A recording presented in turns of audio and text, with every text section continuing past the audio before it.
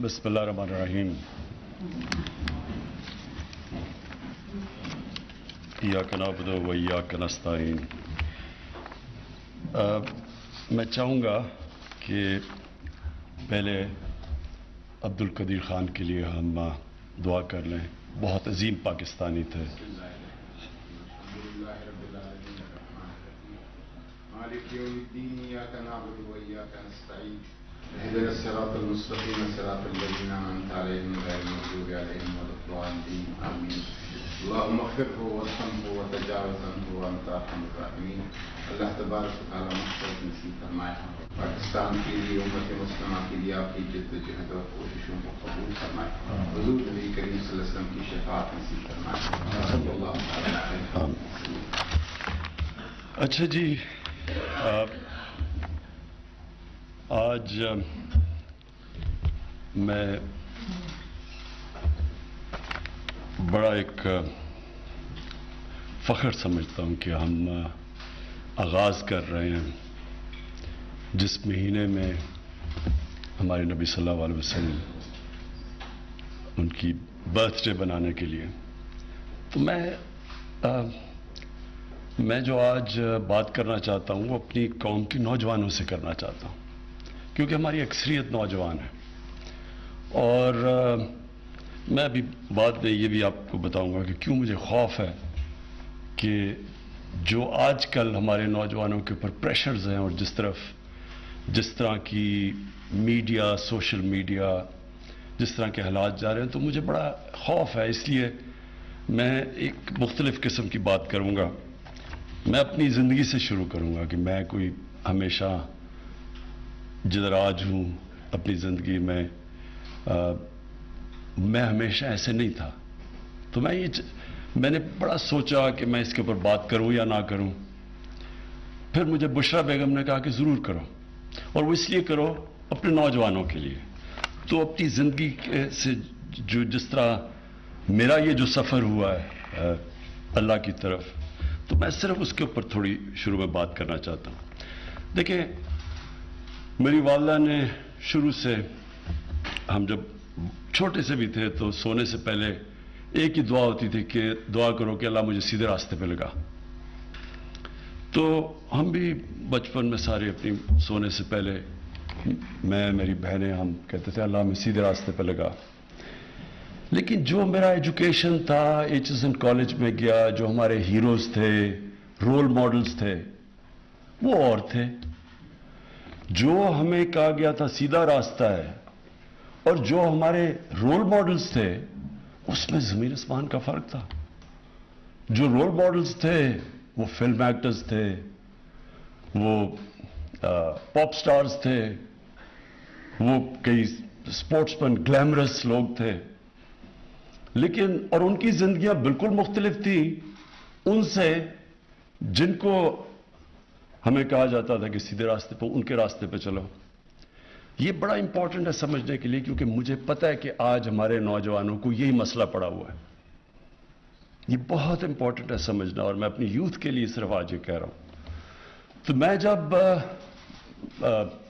پہلی دفعہ انگلینڈ گیا، 18 سال کا تھا، تو وہاں جو ہم نے ماحول دیکھا وہ بالکل ایک مختلف ماحول تھا جو ہمارے جدھر سے میں بڑا ہوا تھا زمان پاک میں.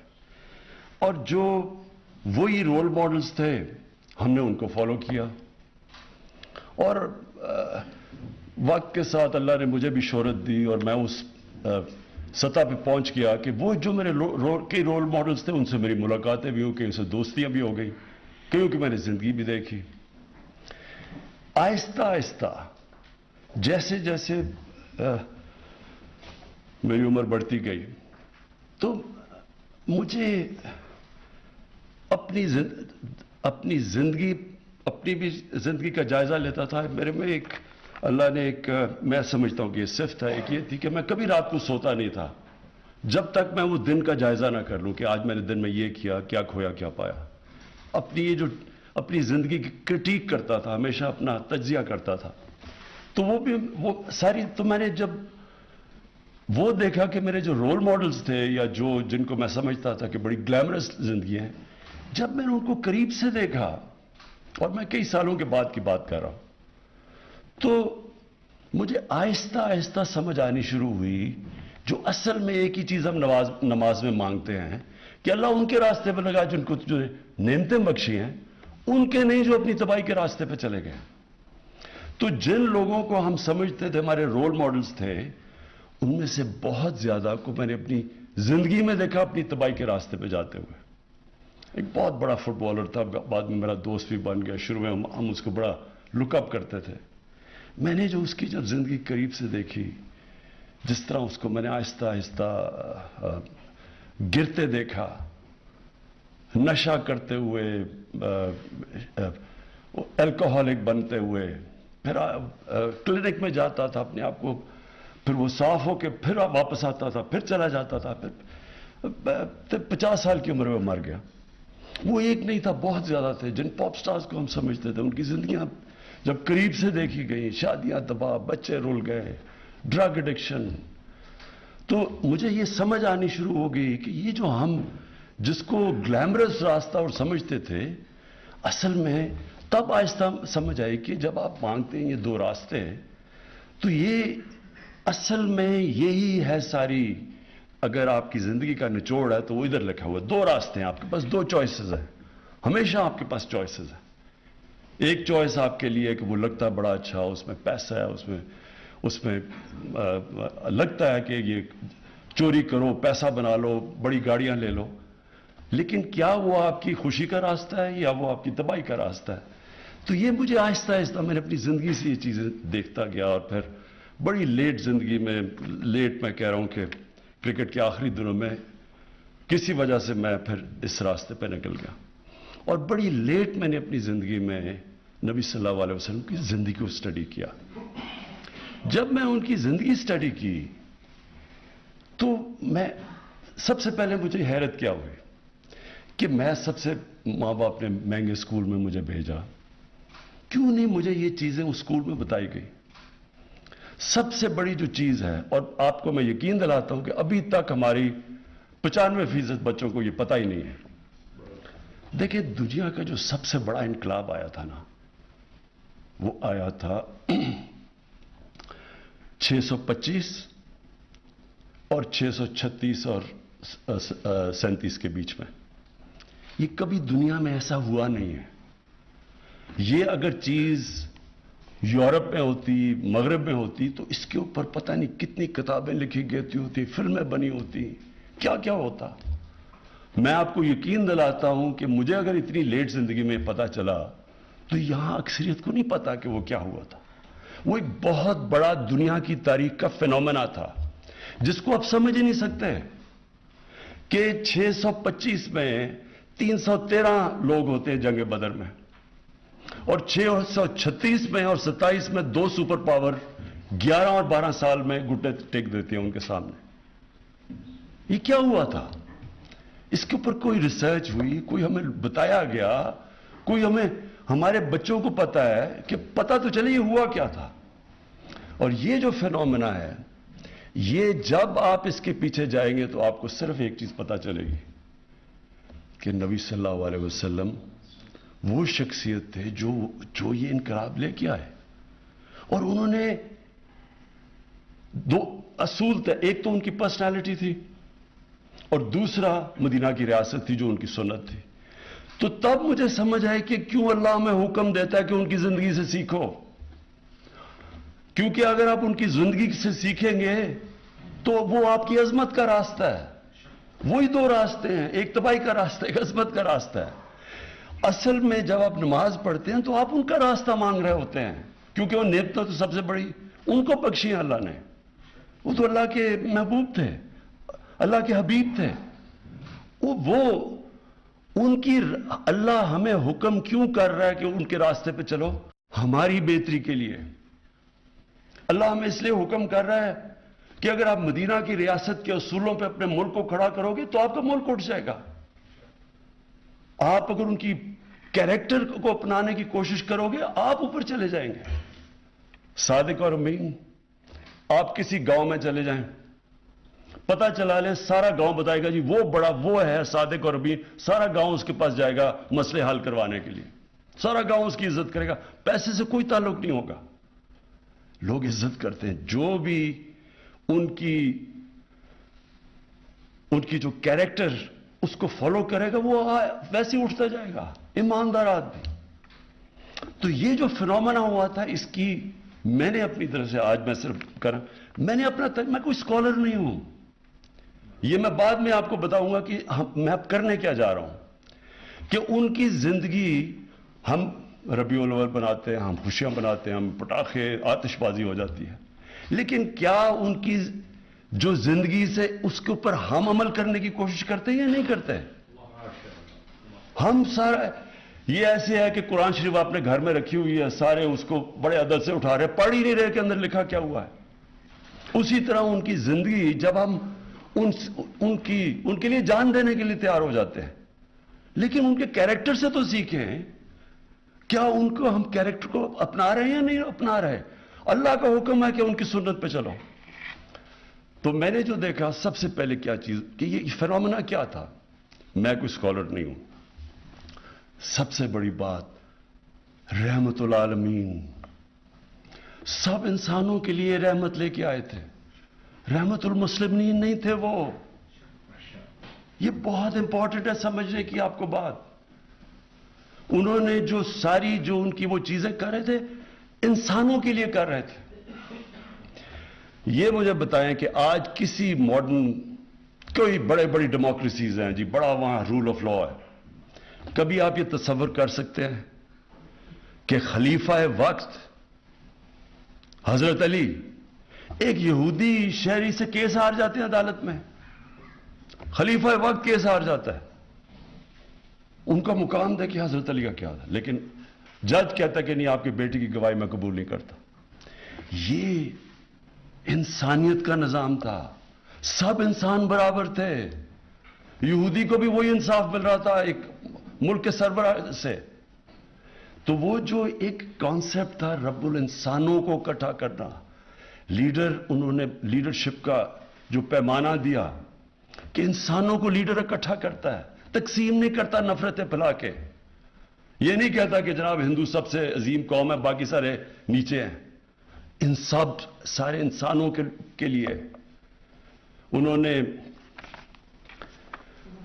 نے جو ایک چھوٹے سا, میں اس لیے کیونکہ آج کل بڑا کرنٹ ہے, انہوں نے ایک کہا کہ اس دنیا کے لیے ایسے جیو کہ آپ نے 1000 سال زندہ رہنا.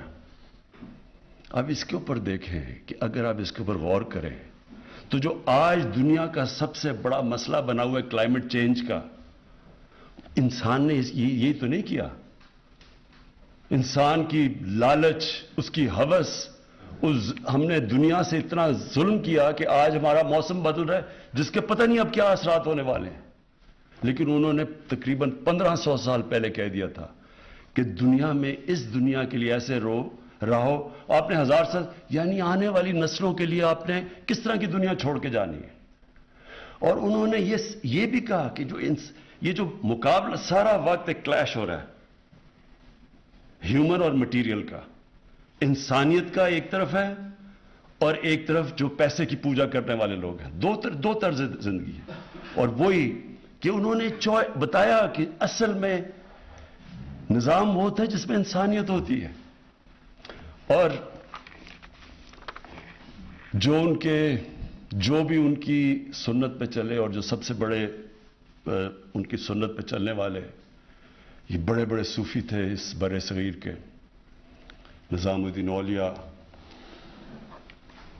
داتا گنج بخش, میاں میر صاحب, بابا فرید گنج شکر, جن کو سکھ بھی ان کو فالو کرتے ہیں. یہ سارے بڑے انسان تھے. ان کی آپ دیکھ لیں کیوں آج تک لوگ ان کی جا کے لاکھوں لوگ جاتے ہیں, اور آج اللہ نے تو کہا ہوا کہ عزت میرے ہاتھ میں ہے, تو کیوں لوگ ابھی تک عزت کرتے ہیں؟ بڑے انسان تھے وہ.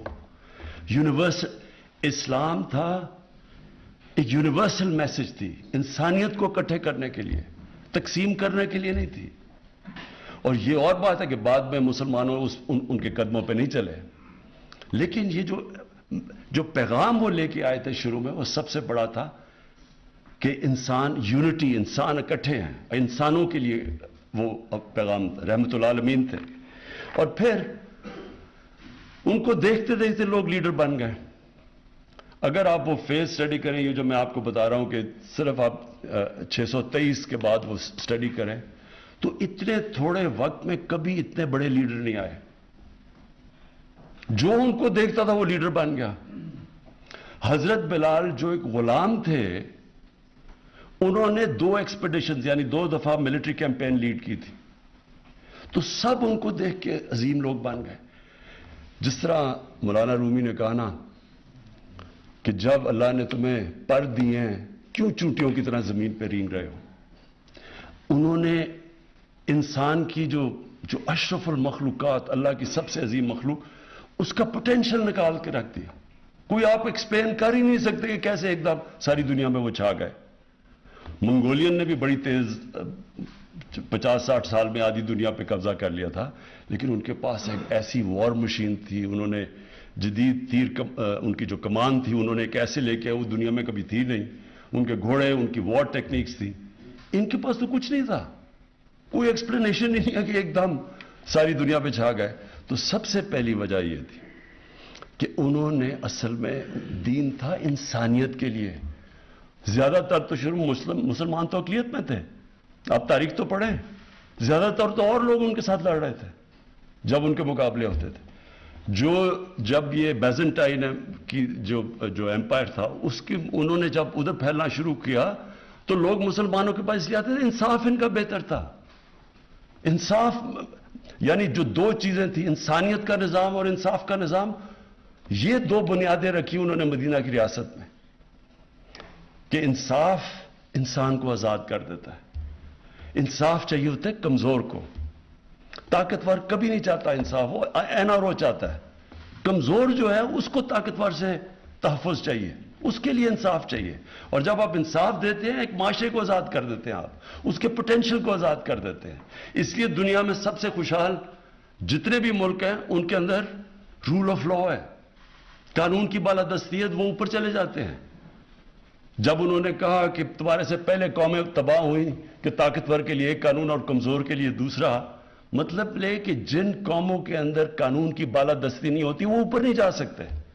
تو انہوں نے وہ سیٹ کیا انسانیت، پہلی دنیا کی ویلفیئر سٹیٹ، پہلی دنیا کی سٹیٹ جدھر کمزور کی ذمہ داری لی ایک سٹیٹ نے، کبھی پہلے یہ نہیں تھا. اور تعلیم، کہ چائنا بھی جانا پڑے تو علم حاصل کرو. جب سے آپ پیدا ہوئے جب تک قبر میں نہیں جاتے تعلیم حاصل کرو، تعلیم کے پیچھے جاؤ. ایک لوگوں کے اندر تاثر ڈالا کہ کتنا ضروری ہے علم حاصل کرنا. جنگ بدر کے بعد انہوں نے کہا کہ پیسے بھی نہیں تھے، یعنی غریب تھے مسلمان تب، جنگی قیدی کو واپس کر کے پیسے لے سکتے تھے. انہوں نے کہا نہیں، جس کو پڑھا لکھا دے گا وہ آزاد ہے. ترجیح دی، تعلیم کو ترجیح دی پیسے کے اوپر. اور تعلیم مردوں کے لیے نہیں، صرف تعلیم انسانوں کے لیے، خواتین کے لیے، سب کے لیے. سو یہ بھی بڑی غلط فہمی جو بدقسمتی سے کوئی تنگ نظر لوگ ڈالتے ہیں. تعلیم سب کے لیے، اور تعلیم کی وجہ سے پھر مسلمان، جو ان کی ہدایت تھی اس کی وجہ سے مسلمان بڑھے. اور پھر آپ سارے ٹاپ سائنٹسٹ دیکھ لیں، جتنے بڑے بڑے نام تھے اگلے 500-600 سال تک، وہ ساروں کا بالکل ان کی زندگی اس کے اوپر بھی پورا تجزیہ قرآن کے اوپر بھی تھا، اور پھر وہ سائنٹسٹ بھی تھے. اس کے علاوہ جو ان کی جو اپنی پرسنالٹی تھی، میں صرف اس کے اندر 3 ٹریٹس، ایک تو صادق اور امین، اور ایک قرآن کی آیت ہے کہ جو لوگ ایمان لے آئے اللہ ان کے خوف دور کر دیتا ہے. انسان کو خوف سے آزاد کر دیا. یہ جو خوف ہے یہ انسان کو غلام رکھتا ہے کہ میرے رزق نہ چلی جائے، مجھے وہ کوئی طاقتور قتل نہ کر دے، مجھے ذلیل نہ کر دے. آزاد کر دیا انسانوں کو. تو یہ جو فنومنا ہے، میں یہ چاہتا ہوں، اور میں بعد میں کہوں گا کہ ہم نے کرنا کیا، یہ سارے ہمارے اسکولوں کے اندر بچوں کو سمجھنا چاہیے.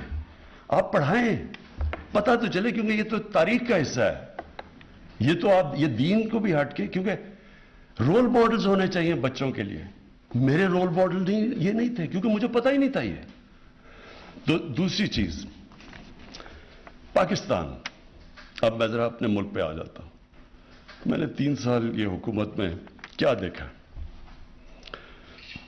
مجھے تو پہلے سے جب ہم نے پارٹی بنائی 25 سال پہلے تو میرے میں تو کوئی شک نہیں تھا کہ پاکستان ایک بڑی خواب کا نام تھا. ایک مثالی اسلامی فلاحی ریاست بننا تھا ہم نے, اور وہ مدینہ کی ریاست کی وہی تھی جو دنیا کی پہلی تھی. تو ہمارے جو فاؤنڈنگ فادرز تھے آبجیکٹو ریزولوشن میں انہوں نے جو پاکستان کا مقصد تھا اس میں انہوں نے بڑا واضح کہا کہ یہ ہے ہمارا گول. تو میں پہلے دن سے اسی کا میرا یہ تھا کہ ہم نے ایک مثالی اسلامی فلاحی ریاست بننا. لیکن جو میرے یہ 3 سال گزرے ہیں اس میں تو میں اب یہ جو انشاءاللہ یہ جو اس کے بعد میں جو آپ کے تجویزیں دوں گا, میں یہ سمجھتا ہوں کہ یہ ناگزیر ہے ہمارے ملک کے لیے. اگر ہم نے اپنے ملک کو اٹھانا ہے تو جب تک ہم ان کی سنت کے اوپر چلیں گے نہیں, یہ ملک نہیں اٹھ سکتا. میرا اب یہ ایمان ہے کیونکہ ہمارے اندر کئی ایسی چیزیں آ گئی ہیں جو یہ روک رہی ہیں ملک کو آگے جانے سے. اور میں خاص طور پر 2 چیزوں کی ابھی بات کروں گا. سب سے پہلے جی, میں جس طرح جب پہلی دفعہ گیا برطانیہ 18 سال کا تھا, تو جو مجھے چیز سامنے کیا نظر آئی, ان کی جو اخلاقیات تھی, جو ان کے مورل سٹینڈرڈز تھے, وہ ہمارے سے بہت اوپر تھے. وہاں سچائی کے اوپر بڑا زور تھا. ادھر کی جو ان کے جو لیڈرشپ تھی اس کے اوپر جو اخلاقیات کا معیار تھا وہ عام لوگوں سے بھی زیادہ اوپر تھا. آپ جھوٹ بولتے ہوئے پکڑے جائیں, ریزائن کرنا پڑتا ہے. وہاں ایک پرائم منسٹر نے ریزائن کیا جھوٹ بولتے ہوئے پکڑا گیا. ان کی جو پارلیمنٹ کے اندر جس طرح کے ان کے لوگ تھے, ان کی سٹینڈرڈ جو ان کی اخلاقیات تھی وہ عام شہریوں سے انہوں نے زیادہ اوپر رکھی ہوئی تھی. اور ان کی عدالتوں میں یہ تھا کہ جب ہٹلر نے حملہ کیا برطانیہ کے اوپر اور تباہی ہو رہی تھی وہاں, تو لوگ ڈر کے گئے کہ جی ہم, ونسٹن چرچل ان کا پرائم منسٹر, اس نے کہا ہم بچ جائیں گے. تو چرچل نے آگے سے کہا کہ آگے جواب بجائے دینے کے ہم بچ جائیں. اس نے کیا ہماری عدالتیں انصاف دے رہی ہیں؟ انہوں نے کہا ہاں جی دے رہی ہیں. کہتا کوئی ہمیں تباہ نہیں کر سکتا. یعنی وہاں کا جو انصاف کا نظام, اور میں نے پھر اپنا جو ہمارا تھا, زمین آسمان کا فرق تھا. ادھر کبھی آپ الیکشن کے اندر, آپ کا الیکشن ہوتا ہے, کبھی میں نے نہیں سنا کہ فراڈ ہوا جی, وہ ہارا وہ کہے جی الیکشن کے اندر دھاندلی ہوئی. وہاں بھی الیکشن ہوتے ہیں, وہاں جو جیتا ہے. تو جو ان کی مورل سٹینڈرڈز تھیں وہ ہمارے سے بہت اوپر تھی. ان کا جو انسانیت کا نظام تھا وہ ویلفیئر سٹیٹ تھی, فلاحی ریاست تھی, ہمارے نہیں تھی. انصاف بھی بہتر, انسانیت بھی زیادہ. تو جب ایک مسلمان بہت بڑا ایک عالم تھا محمد عبدو, کوئی 100 سال پہلے جب وہ پہلی دفعہ گیا یورپ, تو اس نے یہی کہا, اس نے کہا کہ یہاں مجھے یورپ میں مسلمان تو نہیں نظر آئے لیکن بڑا اسلام نظر آیا. اور مصر جب واپس گیا کہتا یہ مسلمان تو بہت ہے, اسلام نہیں ہے. میں نے بھی یہی دیکھا کہ وہاں کا جو چیزیں ہمیں کہا جاتا تھا, جو ہمیں بتائی جاتی تھی, وہ تو بالکل وہاں پاکستان میں نہیں, ہمیں وہاں نظر آئی ہیں. تو ایک جو مورل, ایک کوئی بھی معاشرہ یہ ذہن میں ڈال لیں, جس کے اندر اخلاقیات جس کی گر جائے وہ معاشرہ اوپر نہیں اٹھ سکتا.